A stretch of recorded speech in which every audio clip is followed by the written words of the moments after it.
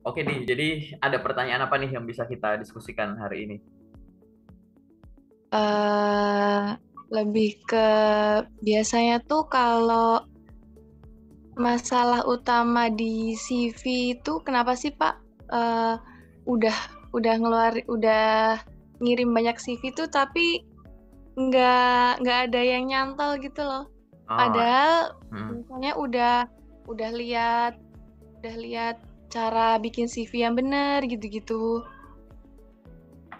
oke. Kita ngomonginnya ini dulu ya. Aku nggak share screen deh. Aku jelasin dulu ya. Alasan kenapa kok CV kita belum nyangkut gitu. Sebenarnya gini ya, persaingannya itu tuh ada beberapa poin. Ini aku ngasih gambaran kamu dulu aja. Karena kalau dari cerita kamu ini kan, kamu sudah berusaha membuat CV kamu sebenar mungkin dan aku lihat juga udah nggak ibaratnya nggak usah aku review itu udah bener udah bisa siap pakai gitu ya. Tapi kok responnya beda. Ingat ya, persaingan CV sebenarnya kan CV itu intinya adalah perusahaan akan mencari yang paling cocok, yang terbaik gitu ya, sampai mereka yakin ini tuh anak yang terbaik untuk posisi ini. Nah, persaingannya tuh ada beberapa hal. Ini jarang aku pakai perspektif ini ya, karena pertanyaanmu ke arah sini dan berdasarkan CV yang barusan aku lihat. Satu, ada yang namanya hebat-hebatan atau pinter-pinteran. Persaingan di situ. Ini dari sudut pandangmu. Maksudnya hebat-hebatan, pinter-pinteran itu adalah kita ya semaksimal mungkin gitu ya, memamerkan bahwa ini loh kehebatan kita gitu. Ini loh yang saya punya dari sisi akademis maupun non akademis. Mau kamu kamu fresh graduate ya? Iya, Pak. Ya, seorang fresh graduate dia akan memamerkan ini kemampuan dan prestasi akademis saya. Ini adalah dari sisi non akademis. Ini yang pernah saya lakukan, ini yang pernah saya alami, ini yang pernah saya ikuti gitu. Menonjolkan ini, menonjolkan itu semua gitu ya, resources yang kamu punya. Nah, persaingannya tuh nomor satu tuh ibaratnya gitu. Jadi kita bersaing untuk menonjolkan kelebihan kita. Itu adalah dari sisi hebat-hebatan tadi ya. Tapi kita juga harus sadari nomor dua itu adalah dari sisi cepet-cepetan. Paham nggak? Persaingan Ya. cepet-cepetan. Cepet-cepetan ini adalah cepet-cepetan nemukan info lokernya. Kalau bisa ya, ada loker baru di post, langsung kamu follow up, langsung kamu apply. Tidak usah menunda hanya karena kayak ini udah di luar jam kerja gitu. Karena banyak orang salahnya di situ. Ada yang bilang, "Kak, apakah ngirim lamaran harus di jam kerja?" Betul, itu adalah penggalan kalimatnya. Kalau kalimat utuhnya tuh mengirimkan lamaran kapanpun itu baik, tapi di jam kerja lebih baik. Yang artinya bukan mengirimkan lamaran di jam kerja normal saja pagi sampai sore, tapi di luar jam itu diabaikan, hari libur diabaikan, bukan gitu. Ngirim lamaran kapanpun itu boleh dilakukan. Tapi kalau di hari kerja, jam kerja pagi sampai sore, intensitasnya tuh tinggi gitu loh. Oke. Nah, hal-hal semacam ini, buat apa kok kamu harus mengirimkan kapanpun kayak gini? Kenapa kok ya tadi cepet-cepetan? Ini bukan sekedar cepet-cepetan kirim lamaran gitu, tapi lebih tadi ya, cepet dapat info, cepet follow up.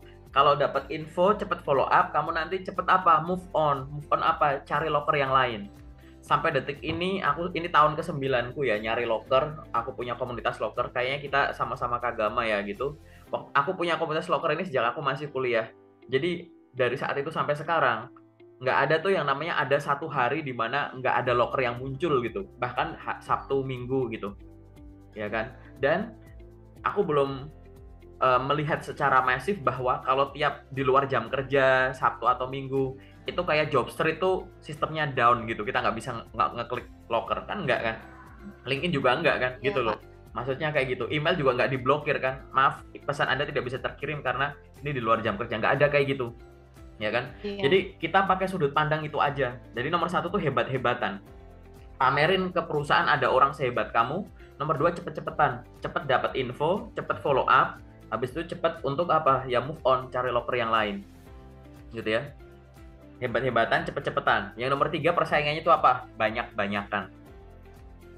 Banyak-banyakan itu dari sisi apa? Ngirim lamaran kerja. Kak, aku udah ngirim lamaran kerja banyak, Kak. Udah 50 aku kirim. Oh ya? 50 dalam waktu berapa lama? Sebulan. 50 dalam waktu sebulan. Paling sehari 1 atau 2 kalau di rata-rata, ya nggak sih? Gitu. Iya.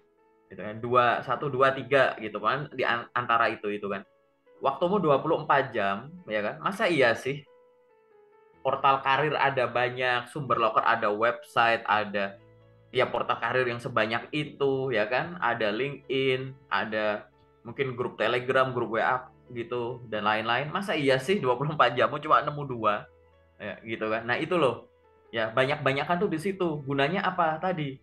Namanya cepet-cepetan dan banyak-banyakan. Kita nggak tahu mana yang akan nyangkut di kita. Dan zaman sekarang memungkinkan kita untuk memperoleh info loker banyak sekali. Kamu lihat ya, udah agak lama kan kamu di grup lokerku, sehari ya kan aku kirim langsung ratusan gitu. Itu adalah hasil filter. Pada saat belum difilter itu 3 kali lipatnya. 1.000 sekian, 1.000 sekian. Terus aku ilangin yang palsu, aku ilangin yang aneh-aneh gitu. Tinggal segitu gitu. Nah, artinya apa? Banyak-banyakan inilah yang harus kamu lakukan. Coba evaluasi kamu sejauh ini. Ngirim lamaran rata-rata per hari berapa? Jangan sekarang 10, besok 20, besok 0, besok 3 gitu-gitu. Ada sehari yang enggak gitu. Hari libur ikut liburan gitu kan. Kalau pekerja hari libur liburan. Kalau job seeker masa iya kayak gitu gitu. Iya sih, Pak. Kadang kalau hari libur juga nggak nggak ngirim lamaran, nggak Nah, nyari loker. nih aku nebak-nebak aja karena ya ini nggak apa-apa. Ini bukan aku bisa baca pikiranmu ya. Cuman ini adalah pola yang biasa terjadi untuk fresh grade gitu. Karena informasinya tuh parsial aja gitu. Makanya tadi aku bilang terkait dengan kirim lamaran tuh kayak gitu ya. Kapanpun itu baik, tapi di jam kerja lebih baik. Yang artinya di luar jam kerja tetap ngirim gitu kan. Tapi di jam kerja kalau bisa intensitas tinggi yang udah kamu siapin atau kamu schedule, kamu timer biar kekirim di jam-jam kerja tersebut gitu. Tadi ya aku ulang lagi ya, hebat-hebatan memamerkan ke ini ya kan. Kemudian ada yang cepet-cepetan, terus ini barusan adalah banyak-banyakan gitu. Nah, yang keempat apa ya? Aku pakai istilah yang pengulangan tadi ya, konsisten-konsistenan gitu. Gitu. Jadi seberapa konsistennya kamu? Konsisten dalam apa? Ya ini tadi, konsisten dalam hebat-hebatan. Selain kamu sibuk lamar kerja, kamu sibuk pengembangan diri. Jadi waktumu 24 jam, coba dikurangi waktu tidur berapa? Dikurangi waktu beres-beres rumah bantu orang tua berapa? Dikurangi waktu isoma berapa? Dikurangi waktu me time, main, nonton drakor, ngapain kek, berkebun gitu berapa? Pasti di situ akan ada waktu yang bisa kamu gunakan untuk hal yang produktif. Nah, waktu ini silahkan kamu bagi 2, boleh 50-50 atau gimana komposisinya. Yang penting jadi 2 aja, gitu. 1 porsi untuk ngelamar kerja, 1 porsi untuk pengembangan diri, baca ini itu, ikut webinar, training, seminar ini itu, nonton konten ini itu, perdalam ilmu kamu, kemampuan teknis kamu, gitu-gitu. Ini yang tadi sebut konsistensi hebat-hebatan. Nanti ada konsistensi cepet-cepetan. Konsistensi cepet-cepetan itu adalah ya tadi, jangan hari ini follow up-nya kayak cepet, besok enggak. Terus ada kadang tuh misalkan ada lowongan kerja yang di post jam 5 sore atau setengah 5 sore. Itu follow up-nya Senin gitu. Ya kan? Ada waktu menginap beberapa malam dulu untuk di-apply. Ya kan? Jangan kayak gitu kan. Aku lagi males, lagi gini. Karena males itu akan mungkin muncul ya. Itu rasa demotivasi itu akan muncul. Ketertarikan kita untuk lamar kerja itu wajar itu kayak gitu. Udah lama yang kayak gitu. Nah, ini masalahnya tinggal manage itu aja gitu. Nanti aku jelasin di sesi detail aja gimana cara manage yang kayak gitu ya gitu. Yang penting konsistensi kamu itu. Iya, Hebat-hebatan, Pak. banyak-banyakan, cepet-cepetan, sama ya konsistenan itu. Ini adalah perlombaan di situ. Ya, di sini yang mana yang kamu optimalkan. Aku IPK-nya nggak terlalu tinggi karena aku sibuk kuliah sambil kerja. Nah, tapi kelebihanku adalah aku punya LinkedIn, aku tahu email gini. Oh ya udah aku cepet-cepetan. Nggak semua orang lo tahu cara kayak begini, nggak kayak gitu. Gitu. Kamu ngerasa inimu kurang bagus, tapi kamu ngerasa ada kelebihan, ya udah gitu. Aku optimalkan di cepet-cepetan gitu. Aku optimalkan di banyak-banyakan lah gitu. Gitu. Oke, itu yang 4. Yang terakhir, nomor 5. Ini adalah yang terakhir. Nomor 5 itu adalah narsis-narsisan gitu. Ya, bahasanya kayak gitu. Narsis-narsisan. Kenapa narsis-narsisan? Artinya kayak begini. 1, ya. Kita nggak tahu kita itu akan keterima kerja pakai cara apa. Tapi keterima kerja itu pakai 2 cara. Yang pertama itu adalah melamar kerja secara aktif. Ngirim lamaran gitu ya.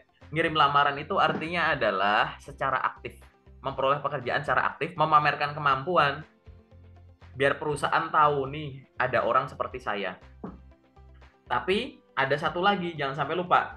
Pekerjaan itu bisa datang selain dengan cara melamar, yaitu dengan cara ditawari. Paham nggak? Gitu. Iya. Ada beberapa teman-teman yang mungkin kamu atau siapapun ya yang pernah ditawari pekerjaan dan akhirnya itu merupakan pekerjaan impian dia. Ada yang memperoleh pekerjaan impian dengan cara melamar. Nah, karena kita nggak tahu nih, kita akan menemukan lewat melamar atau ditawari, makanya kita harus narsis. Narsis itu adalah optimasi sosial media kita untuk personal branding. Biar di luar sana, perusahaan juga bisa tahu kita itu siapa. Paling gampang di mana? Paling gampang lakukanlah di LinkedIn, dikaitkan ke Instagram kamu misalkan, kayak gitu. Atau ke channel YouTube kamu kalau ada, atau ke website kamu gitu. Jadi punya akun sosial media tidak hanya sekedar punya. Kenapa? Aku sebut ya sosial media. Sosial media itu ada unsur sosial, ada unsur media. Sebagai seorang job seeker, fokuslah. Unsur media yang kamu optimalkan adalah media memperoleh informasi loker dan media untuk melamar kerja. Betul ya? Gitu. Ya. Fokus ke situ dulu. Kalau media dapat info, dapat berita, pengembangan itu yang nanti dulu. Tapi fokus kamu sebagai seorang job seeker adalah sosial media itu, unsur medianya itu adalah untuk media memperoleh info, media yang lamar kerja. Yang kedua adalah jangan lupa, ini kan ada unsur sosialnya. Coba bayangkan sejauh ini, kamu punya akun LinkedIn kan misalkan, ada kan? Punya nggak LinkedIn? Punya, Pak. Punya kan? Punya. Nah, apakah kamu sudah menggunakan sosial media LinkedIn dengan mengoptimalkan fungsi medianya dan sosialnya? Jangan-jangan kamu makainya cuma kebanyakan unsur medianya, media cari info loker, media yang lamar. Unsur sosialnya kamu nggak konsisten. Follow orang baru, connect orang, connect recruiter, follow recruiter, bikin postingan. Kalau ada yang dapat pekerjaan ucapin selamat, ada yang ultah ucapin selamat, ada yang bikin postingan, coba kamu share pemikiran kamu, coba berani untuk konsisten bikin postingan biar kamu dikenal gitu. Oke? Ya. Itu aja yang dilakukan. Secara apa konsisten? Kita nggak butuh waktu lama, kita cuma butuh konsisten. Kenapa konsisten? Ini ya, kalimat ini cukup sering ya aku sampaikan. Kamu tahu petani ya? Di kampungmu ada sawah nggak? Masih ada sawah nggak? Ada masih. Kamu tahu petani ya? Ya. Orang dikenal sebagai petani apa karena dia 24 jam di sawah, tidur di sawah, makan di sawah, mandi di sawah, kerja di sawah gitu. Kira-kira dia enggak kan? Petani itu paling apa sih? Habis subuh gitu ya, habis subuh ke sawah, siang atau sore pulang kan gitu. Nah, sekarang coba kita diskusi aja, kita coba bayangkan. Kok bisa orang tersebut dikenal sebagai petani? Padahal dia di sawah cuma dari pagi sampai sore. Katakanlah ya sama kayak jam kerja orang ya, 8 jam. Tapi kan mayoritas waktu dia kan di rumah. Kenapa kok dia dikenal sebagai petani bukan dikenal sebagai orang rumahan? Ya nggak? Ya kan mayoritas waktu dia digunakan untuk di rumah. Gitu. Ya itu tadi ya. Terlepas dari definisi yang lain, aku pengen mengerucutkan bahwa intinya adalah kamu akan dikenal sebagai seseorang atau sesuatu itu pada saat satu kamu bisa melakukan sesuatu secara konsisten, secara utuh dari awal sampai akhir, dan kalau bisa bermanfaat bagi banyak orang. Dan itu kan akan terekspos tuh maksudnya kenapa? Kamu konsisten mulai dari bajak sawah, nanam, irigasi, bla bla bla sampai panen, gitu kan? Kamu lakukan secara konsisten pagi sore. Kamu bolak-balik ke sawah ngelewatin rumah-rumah warga, ketemu sama orang yang lagi jogging mau kerja gitu-gitu, menyapa gitu. Exposure kan. Akhirnya orang tahu ini orang ngapain sih? Oh, buat caping, buat cangkul, naik traktor misalkan atau naik kerbau gitu. Oh, ini petani gitu. Dan yang dia lakukan bermanfaat bagi banyak orang. Nah, itu adalah cara termudah untuk personal branding biar kamu tuh dikenal gitu. Kamu nggak harus 24 jam buka LinkedIn. Tapi muncullah di LinkedIn dengan melakukan sesuatu secara konsisten yang kalau bisa setiap yang kamu lakukan itu tidak hanya bermanfaat untuk kamu, tapi bermanfaat bagi orang lain. Makanya bangun koneksi connect, habis itu kamu bikin postingan, habis itu kamu nyari info loker dan lain-lain gitu. Biar sosial media itu optimal unsur sosialnya dan medianya gitu. Jangan hanya media aja yang kamu explore, sosialnya lupa gitu. Bahkan yang lebih parah lagi adalah merasa insecure pada saat main sosial media. Karena merasa bahwa kok teman-temanku sih cuma pamer kerjaan padahal aku masih job seeker. Nah, ini tambah salah lagi. Itu udah mental kamu itu. Udah kena mental tuh kayak gitu ya. Bahwa kita harus melihat dari sisi positifnya. Kalau memang kurang bermanfaat, bukannya dihindari, bukannya diprotek, postingannya ditarik, cuma ada follower misalkan gitu kalau di Instagram. Tapi kamu lihat dari sisi positifnya, apa yang bisa aku lakukan untuk memperoleh pekerjaan, baik dari sisi melamar atau ditawari melalui Instagram misalkan. Begitupun LinkedIn dan lain-lain. Nah, kalau kamu sudah mengoptimalkan semua hal semacam ini, secara konsisten tinggal dievaluasi aja. Aku sudah melakukan kayak begini, secara dalam waktu 1 minggu, aku udah ngirimkan 100 lamaran kerja misalkan. Dari 100 lamaran kerja yang udah ada balasan penolakan, katakanlah 20 nolak. Ya kan? Yang lanjut ke tahap selanjutnya ada 10. Nah, yang 70 nggak ada respon nih, gitu kan.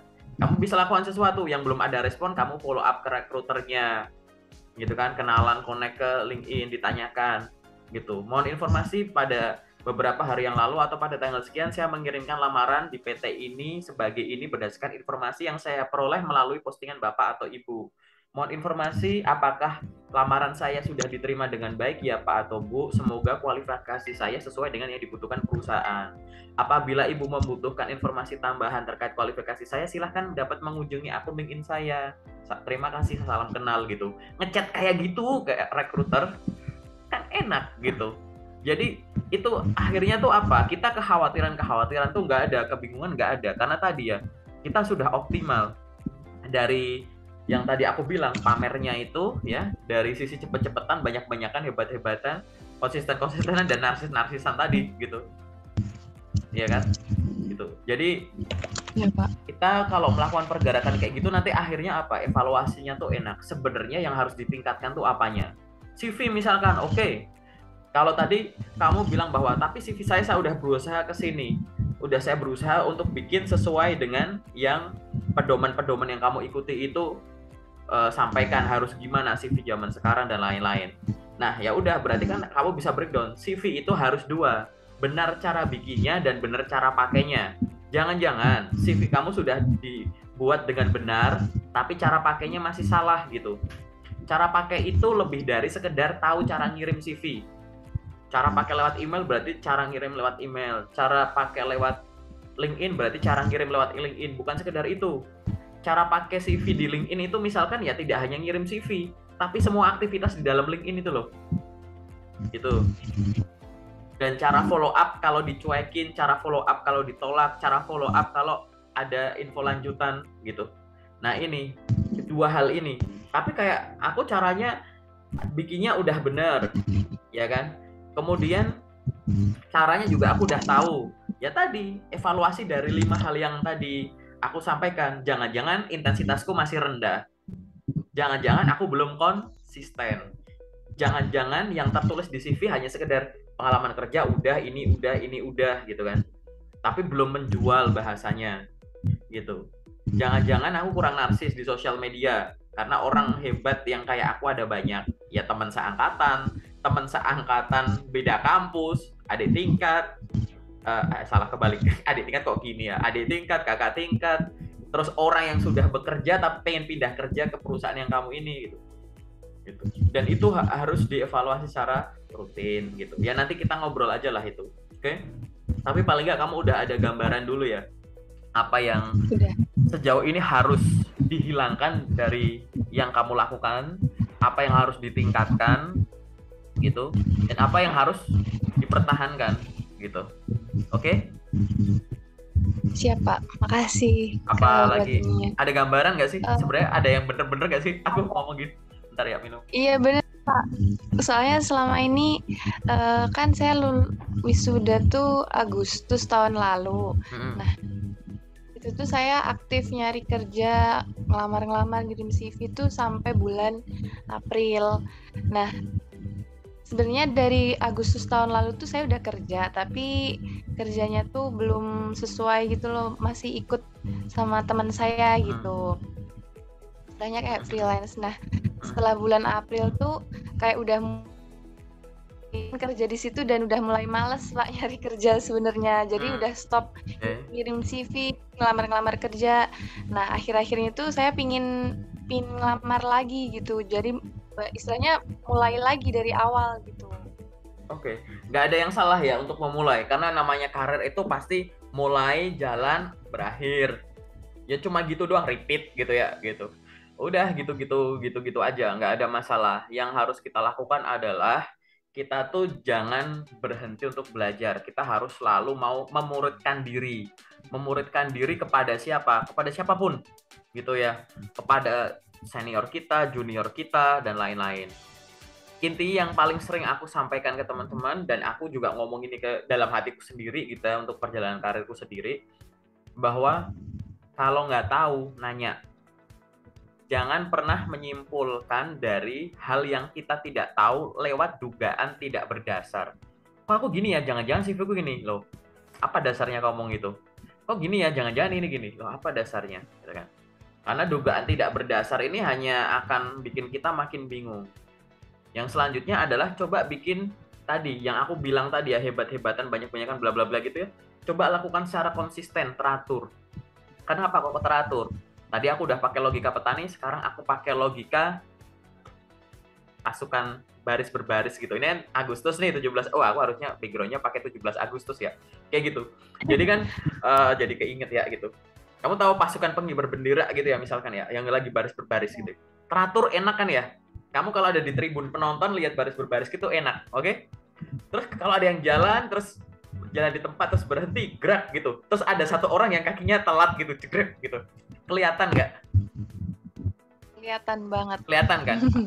Kalau ada paskibra gitu ya, ada satu yang telat gitu, tek gitu, kelihatan nggak? Kelihatan. Kelihatan kan? Kamu pernah ikut paskibra nggak? Enggak.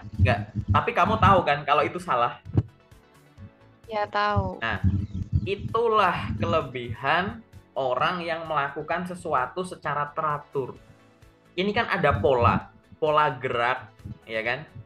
Gitu. Dan tatanan ini. Orang yang melakukan sesuatu secara teratur, kalau ada pergerakan yang nggak jelas, ada pergerakan yang salah, gampang diidentifikasi. Bahkan sama orang lain yang tidak melakukannya. Kalau kamu ngelamar kerja secara teratur gitu ya, terus orang-orang di sekitar kamu tahu yang kamu lakukan. Kalau ada yang kurang, ada yang salah tuh nandainya gampang. Nggak harus orang yang ya ada di dunia kamu gitu. Penonton aja bisa tahu, bisa nilai, itu salah gitu kan. Itu. Makanya kenapa kok aku pengen kamu bikin konsistensi tadi dalam mencari kerja. Mengoptimalkan kemungkinan untuk ngirim lamaran dan ditawari tadi. Karena kalau ada pergerakan kamu yang salah atau kurang optimal gitu ya. Jadi gerakannya udah benar tapi telat gitu. Yang lain udah ngangkat kaki gini, dia baru-baru mengangkat gitu, kayak telat dikit, bukan salah ya gitu. Bahkan orang yang lagi nggak ngelamar kerja bisa nandain, kamu kok cuma gini sih gitu. Kok cuma segini sih? Itu harusnya diginiin gitu. Jadi yang lingkungan kamu tuh bisa bantu ngoreksi kamu gitu. Kalau pergerakan kamu tuh jelas gitu. Ya kan? Tapi kalau di kamunya nggak konsisten, nanti bingung. Yang belum optimal ini malah kamu ngerasa belum optimal di sini. Yang harusnya kamu khawatirin ini malah yang dikhawatirin ini gitu. Oke? Itu aja sih. Ada lagi nggak pertanyaan yang kamu punya berdasarkan pengalaman kamu mencari kerja, mau pindah kerja ini gitu? Ibaratnya. Nanya dong, kalau ngirim sih itu harus kayak misal satu perusahaan atau satu posisi itu CV-nya harus beda nggak sih, harus sama posisi yang lain? Kayak misal nih, saya mau ngirim CV buat posisi administrasi. Nah, CV ini tuh bisa saya pakai di posisi lain nggak, atau setiap beda posisi saya juga harus merubah CV juga? Bagus nih, pertanyaan ini adalah pertanyaan paling sering di tahun 2022 semester 2. Aku share screen layar warna putih udah muncul ya. Ya. Pekerjaan itu ya, pekerjaan itu yang beredar itu ada yang sifatnya itu spesialis, ada yang semi generalis, ada yang generalis gitu. Terkait dengan pengalaman kerja misalkan. Ada yang spesialis, minimum 5 tahun di posisi yang sama. Kalau nggak sampai 5 tahun, nggak bakalan kamu diterima. Minimum pernah menjadi posisi yang selama sekian lama gitu. Dia butuh orang yang spesialis yang memang harus terpenuhi. Ada yang semi generalis itu agak longgar gitu. Memiliki pengalaman sebagai staff admin 1 sampai 3 tahun gitu. Setahun boleh, 2 tahun boleh, 3 tahun boleh gitu. Ada yang semi generalis yang agak lebar tuh misalkan pengalaman minimum 1 tahun, fresh graduate dipersilahkan untuk melamar gitu. Ada gitu. Ada yang generalis banget, ada yang nulisnya kayak pengalaman kerja tidak diperlukan misalkan.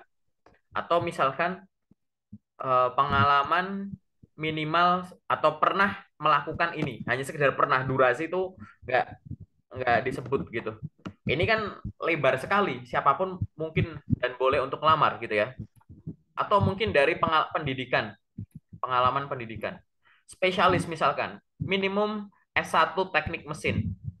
Itu teknik elektro, teknik lingkungan gitu. Teknik yang lain nggak bakal diterima karena kita butuh teknik mesin. Ada yang agak longgar, yang semi generalis. Minimum S1 koma ini, atau jurusan lain yang setara gitu. Pernah ya ada lowongan kayak gitu? Pernah kau baca belum? Jadi pernah minimum lulusan S1 ini, atau jurusan lain yang setara gitu. Itu longgar, berarti semua background itu uh, yang disebut itu ya gitu. Ada kesempatan. Tapi ada yang tulisannya apa? Minimum SMA atau SMK. Minimum atau S1 semua jurusan. S1 atau D3 semua jurusan. Ini dari sisi pendidikan lebar lagi. Paham ya? Gitu. Aku pengen ngajarin kamu dari sisi definisi umum. Pada dasarnya, kalimat yang tadi kamu bilang itu benar, bahwa satu CV itu untuk satu loker. Oke? Tapi sudut pandangnya coba dibalik kamu sebagai pencari kerja. Satu CV untuk satu loker. Artinya, CV kamu ngikutin lokernya. Paham nggak? Gitu. Loker ini CV-nya disesuaikan. Loker ini CV-nya disesuaikan. Tahu ya? Coba sudut pandang kamu dibalik. Sekarang, loker yang nyesuaiin CV saya. Saya akan cari lowongan kerja yang tanpa saya ubah-ubah CV dulu bisa saya masuki. Oke? Balik lagi ya. Kalau tadi itu lowongan gitu ya, yang jadi patokannya. CV ngikutin loker. Sekarang coba sudut pandangmu dibalik. Karena aku ngejelasinnya ke job seeker gitu ya. Coba sudut pandangmu dibalik. Loker yang ngikutin CV. Aku pengen CV-nya satu, lokernya banyak. Bisa nggak? Bisa. Caranya gimana? Kalau yang spesialis ini, ya jelas nggak bisa. Karena dia butuh kualifikasi tertentu. Harus tersusun di CV-nya. Gitu. Ya. Tapi kalau yang generalis, yang semi generalis ini mungkin nggak memungkinkan. Ya kan? Apalagi yang generalis. Nggak, ibaratnya kayak yang penting punya pengalaman ini. Lebih general gitu. Boleh gitu. Boleh dicoba. Baik dari sisi pengalaman kerja, pendidikan, nanti skill, keahlian, dan lain-lain. Keahlian yang lain-lain gitu. Ya kan? Jadi coba sudut pandangnya dibalik satu CV untuk banyak loker gitu. Cara mikirnya nggak usah susah-susah. Ibaratnya gini, CV-ku cocok untuk daftar sebagai staff admin, misalkan gitu. Oke? Nah, sekarang kamu coba cari loker staff admin sebanyak mungkin di banyak platform. Paham nggak? Gitu. Jadi jangan buru-buru diganti. Gitu ya. Kalau kebanyakan kan kita lihat satu platform terus ganti. Sekarang nggak. Ini aku pengen CV-ku kayak gini dulu. Sampai semua loker yang bisa aku masukin ini tuh habis. Baru nanti aku update. Gitu. Jadi bahasanya apa? Mengirimkan, jadi CV ngikutin loker itu betul. Tapi di zaman sekarang, dengan adanya banyak platform, memungkinkan kita untuk melamar banyak pekerjaan tanpa perlu ubah CV dulu. Pakai apa? Pakai ini, multi channel, banyak sumber loker itu ya. Dan nomor dua adalah optimasi filter. Kamu buka job street, cari loker di filter berdasarkan kata kunci. Kata kunci apa yang kamu masukkan? Semua jurusan misalkan, jebret, muncul. Terus filter kotanya atau provinsinya, Jawa Tengah, Yogyakarta gitu. Muncul kan? Gitu. Nah, itu adalah loker-loker semua jurusan tuh. Yang namanya semua jurusan itu dia ada di generalis. Tinggal yang pengalaman kerjanya apakah masuk di generalis, semi generalis atau spesialis. Kalau masuk ke spesialis berarti langsung coret. Ya enggak? Gitu. Mengoptimalkan filtering ini bisa kamu lakukan untuk apa? Biar kamu nggak ganti-ganti CV. Nanti kamu kehabisan waktu. Gitu. Makanya aku tadi balik lagi kayak, masa iya sih sehari cuma bisa dua, bisa tiga, padahal platformnya ada banyak. Ya kan? Misalkan tadi balik lagi aja, CV-mu sebagai staff admin. Coba cari, nggak usah, kita pakai logika bodoh aja deh. Cari loker admin di LinkedIn satu, Jobstreet satu, ini satu, ini satu. Ya kan? Kan bisa kayak gitu kan?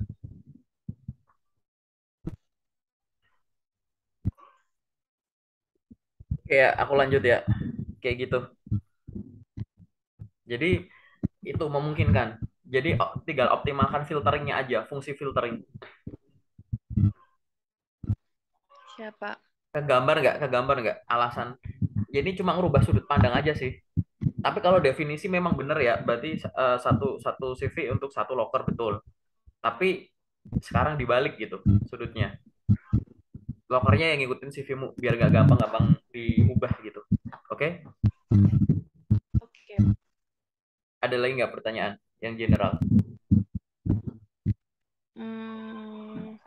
Kalau bahasa dalam CV itu pengaruh nggak sih Pak? Maksudnya CV bahasa Indonesia atau bahasa Inggris tuh pengaruh nggak sih buat ngelamar kerja? Kayak lebih baik menggunakan bahasa Indonesia atau bahasa Inggris kayak gitu. Oke. Jawaban generalnya kalau pengen aman pakai bahasa Inggris aja. Tapi aku jelasin dulu ya. Penggunaan bahasa, kalau kamu nggak mau banyak ganti-ganti pakai bahasa Inggris aja. Kenapa? Karena ada kemungkinan kamu ngelamar kerjanya di banyak platform. Tapi aku jelasin dulu.